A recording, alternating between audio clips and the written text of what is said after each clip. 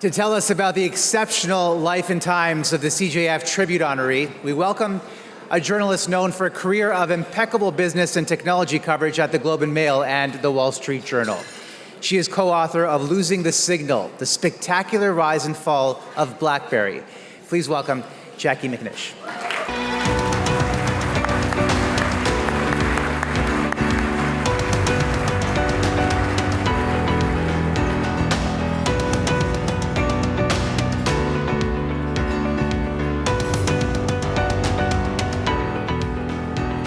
Hello, everyone. Kara Swisher got her start in journalism chewing out an editor at the Washington Post for an inaccurate story about a Georgetown University protest where she was an undergrad. What did this Washington Post editor do in response to this impertinent young student? He hired her. He hired her to cover campus news for the Post. Kara's audacity has defined an extraordinary career. She had both the smarts and the nerve to dive into tech reporting in the 1990s, when no one in media, no one, shared her belief that the World Wide Web would change everything. She moved to California as the Wall Street Journal's first reporter in Silicon Valley, shining an oft uncomfortable light on the flaws and excesses of an industry spoiled by crazy wealth and fawning tech reporters. Kara was among the first to understand that behind all those popular digital search engines, social media, and shopping sites were tech companies mining personal computer data without their knowledge for their benefit, while ignoring the insidious forces that were starting to take advantage of all of these social media and other technology sites. As her influence grew, she left traditional media to become a digital pioneer, founding online media companies and conferences, notably, I'm sure most people know, All Things Digital and Recode. Her popular podcasts and books, most recently her memoir, Burn Book, it's a great read, continue to inform us about the plague of fake online news, fake accounts, Russian attempts on social media to interfere with the last US federal election. She reminds us at all times of a public commentator's core responsibility to inform and, when necessary, antagonize. You know she's doing her job when Elon Musk was prompted last year to say, "Kara has become so shrill at this point that only dogs can hear her." Who doesn't love a badass? Let's see what some folks have to say about Kara. She's been called the queen of all media. She's been called the most feared and well-liked journalist in Silicon Valley. She's even been called an a-hole by Elon Musk. She is Kara Swisher. For over 30 years, this legendary journalist has connected us to the advancements that shape our world with her visionary reporting, her infectious passion for tech, and her willingness to go toe-to-toe with the strongest personalities in Silicon Valley and come out on top. All the big names from tech in this century, the Steve Jobs and Dorsey and all of them, Musk, they're all in there. Bezos, who's gonna not like this? All of them. But how did she become big tech's biggest badass? From the moment Kara used the World Wide Web at Duke University to download a Calvin and Hobbes comic, she was hooked. Oh, that's that little mark with the A and then the ring around it? At. See, that's what I said. At a time when people hardly knew what the internet was, Kara was already predicting that it would change everything. What I admire about her is that she is a real journalist who speaks truth to power, and she does it without fear or favor. And I think her reputation precedes her because the people who she writes about, they fear her and they respect her and they pick up the phone for her because they know that they have to. She's always bold and always honest. And she's always thinking how technology affects people from all corners of the world, not just a tiny pool of tech leaders in Silicon Valley. After kicking off her journalism career at the Washington City Paper and the Washington Post, Kara made the jump to the Wall Street Journal. And as the resident young person on staff, she was given free rein to tackle stories about the internet because, frankly, no one else understood them. The Wall Street Journal would become the birthplace of her iconic Boomtown column, a weekly report giving readers a front row seat for the highs and lows of Silicon Valley's tech gold rush. And it wasn't long before people started taking notice. Kara is a beast. She suffers no fools. She knows exactly what she's talking about. She probably knows your answer before she even asks the question, but that's who she is. She does her homework. She gets to know everybody in the industry. Kara is a legend. Ladies and gentlemen, Bill Gates and Steve Ballmer. Riding a wave of success from Boomtown, Kara and colleague Walt Mossberg founded the All Things Digital conference and website, which would later evolve into Recode. But no matter what name was on the banner, this unique platform became known for breaking some of tech's biggest stories and getting up close and personal with Silicon Valley's major players. After Rupert Murdoch bought Dow Jones, the publisher of the Wall Street Journal, and owned our conference for a few years, he appeared on stage at our invitation because he was an important media figure. But afterward, Kara personally took it upon herself to pretty much force him to go downstairs in the conference hotel and say hello to the staff. He didn't want to do it. She made him do it. And I think that says a lot about Kara Swisher. Besides launching Kara and her crew to new levels of notoriety, we also have All Things Digital and Recode to thank for moments like these. So this is in 2015 when you were here, when you tried to kill me. How much money did you make from it, personally? What?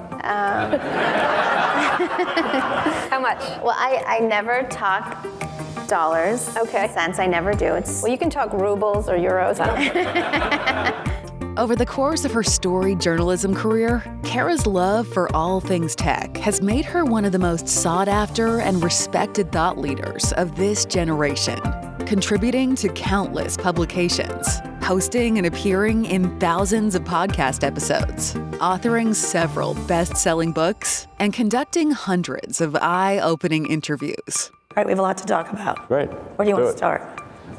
Anywhere you'd like to start. All right, China.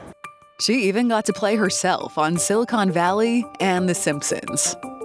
My first impressions of Kara were that she's very short, really quite small. Mostly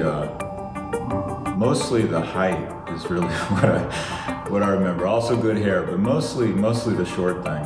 Kara is and was a leader in her community.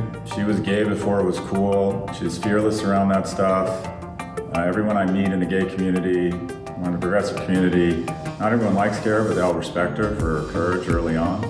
Through it all, Kara has always found time to focus on her most important passion, family. The thing about Kara is that she absolutely never stops moving, and in being married to her, I get to see this in person. Recently, Kara walked off a red-eye flight into our house and immediately made breakfast for our kids because it was 7 o'clock in the morning. Journalists like Kara Swisher don't come along every day. Let's just be thankful she's on our side. Congratulations, Kara, on your award, and keep raising the tech journalism ceiling higher.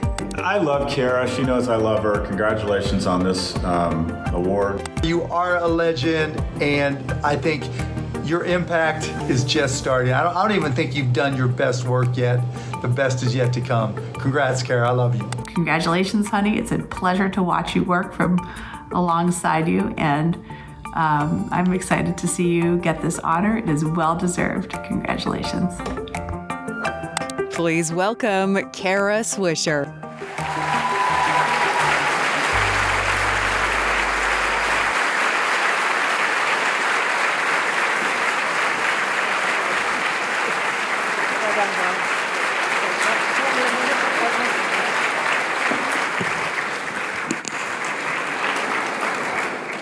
I forgot you wrote that BlackBerry book. What a hot mess that was. Actually, it was a cold mess, not a hot mess. I interviewed Mike Lazaridis, and it didn't go very well for him. But neither did BlackBerry. Sorry, Canada, but that's the facts. I actually was holding a BlackBerry in my hand when I had my son. I had an emergency cesarean, and I had it in my hand because I was texting with Walt Mossberg during as I was dilating, and he's like, "What are you doing?" I'm like, "I'm having a baby right now."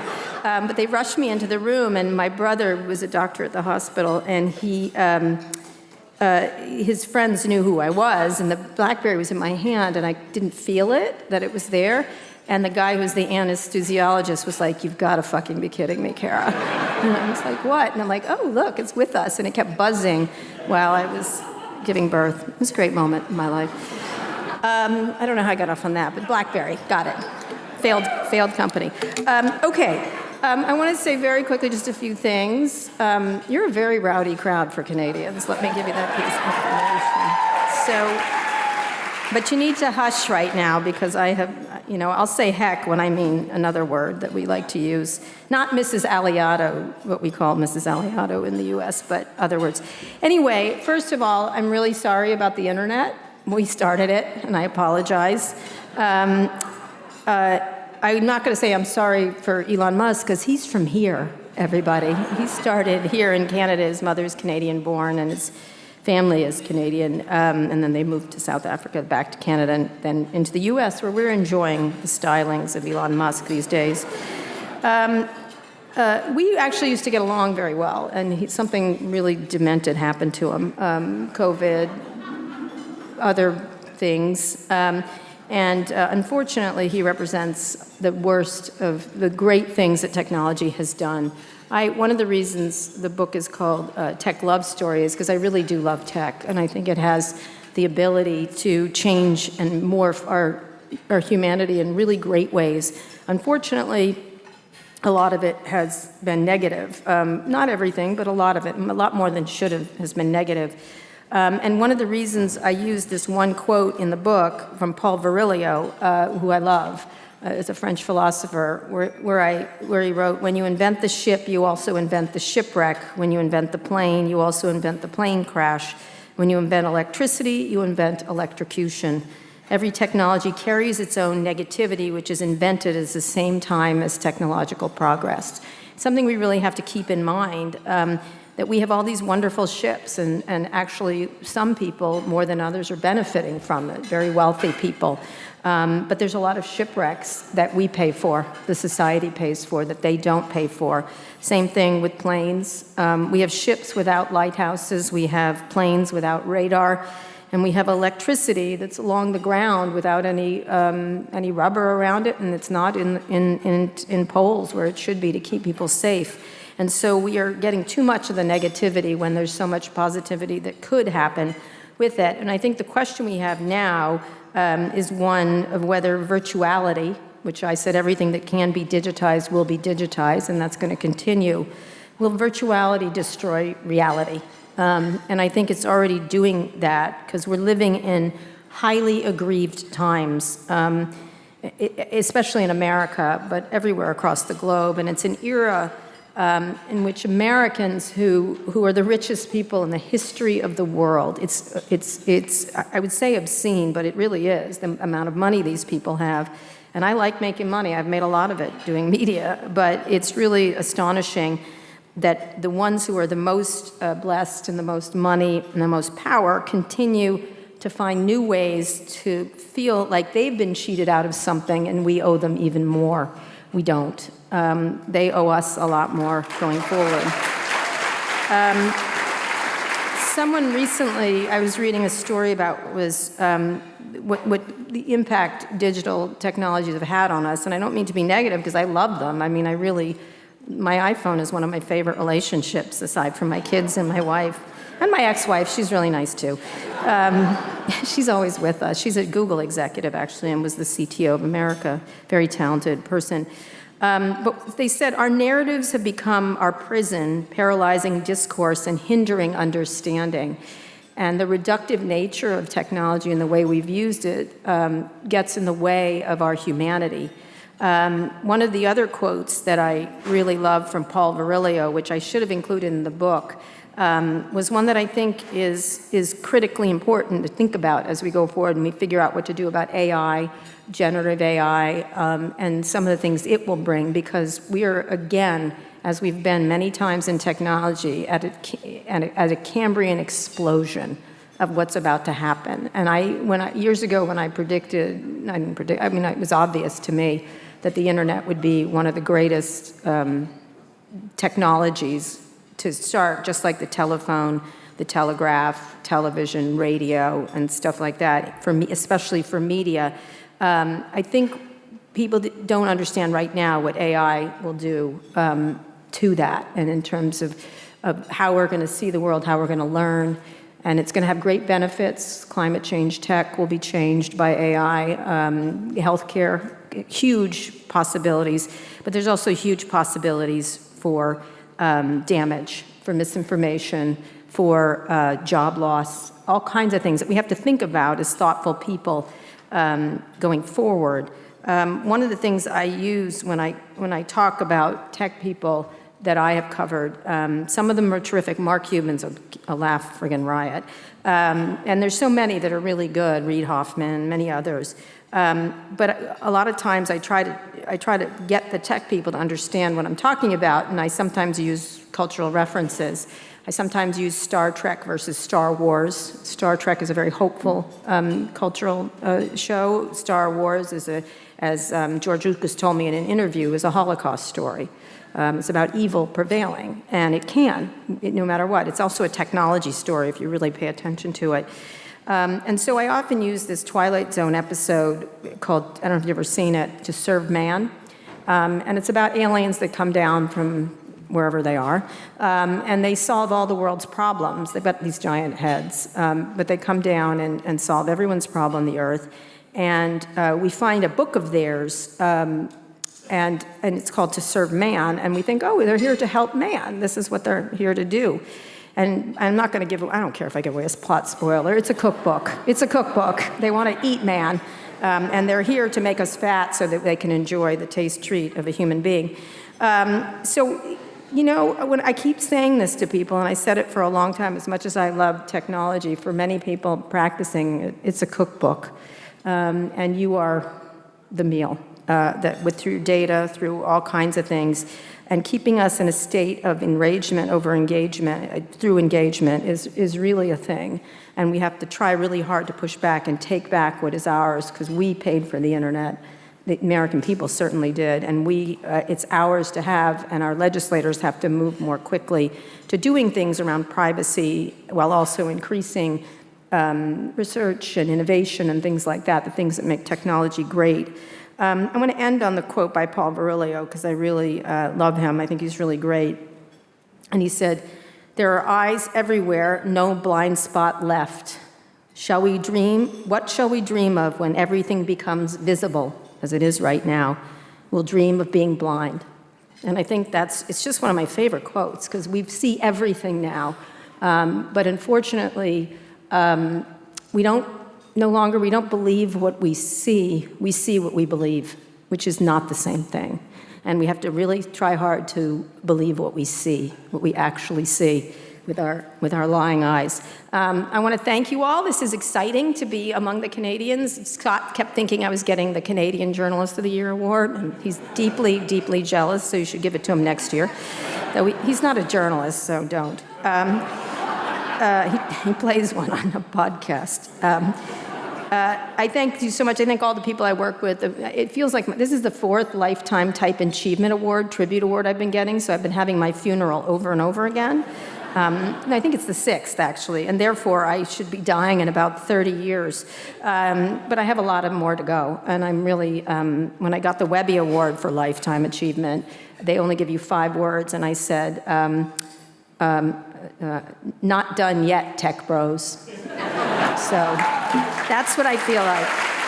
And again, I want to, my kids aren't here, but everything I do is for my kids. They're amazing. I have 4 wonderful children, and I do what I do for them. Thank you.